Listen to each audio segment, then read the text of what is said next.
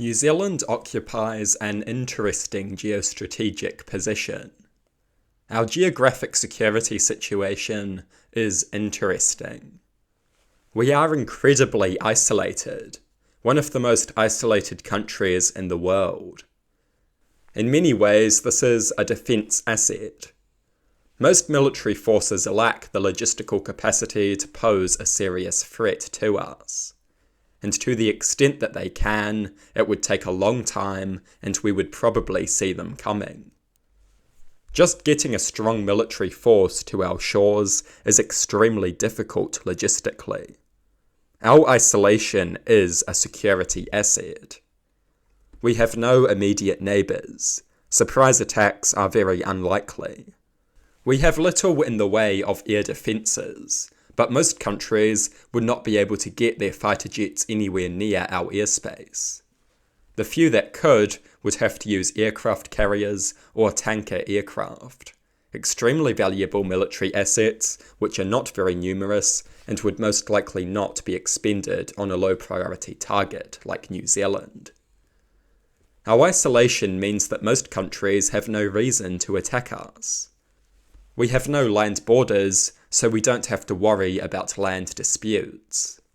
We have no land borders, so we don't have much value as a buffer state.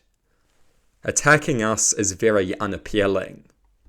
And if you did try to occupy New Zealand, you would have to continuously resupply your troops. This alone would be very irritating logistically. In many ways, our isolation makes us safer. It does come with disadvantages too. We are easy to isolate.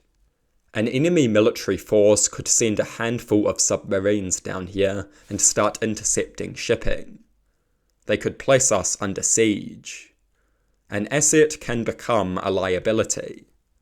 Our isolation is generally a good thing, but not if an enemy takes advantage of this and tries to isolate us and cut our supply lines. Submarines would be ideal for this job. It is no coincidence that our military force heavily emphasises anti-submarine warfare. 4 P-8 Poseidons, 5 Sea Sprites, 2 frigates, all capable of hunting submarines and destroying them with anti-submarine torpedoes. We have 3 different types of anti-sub warfare platforms, which is a lot considering that we have far fewer anti-ship and anti-air defences. But it does make sense. Submarines are dangerous weapons, and our potential enemies have lots of them. Historically, submarines have been used to isolate island countries. So our isolation is not without its downsides. It also means our allies are further away. It will take them longer to come to our aid. They cannot assist us as quickly as they could if they boarded us. So our isolation is a geostrategic blessing and a geostrategic curse. The lack of immediate threats frees up our military force for operations abroad. We are not tied down in our region. This means we can project power abroad to a far greater degree than we could if we were a continental country. It should also be noted that as technology advances, distances become smaller and less relevant. So we should not get too complacent.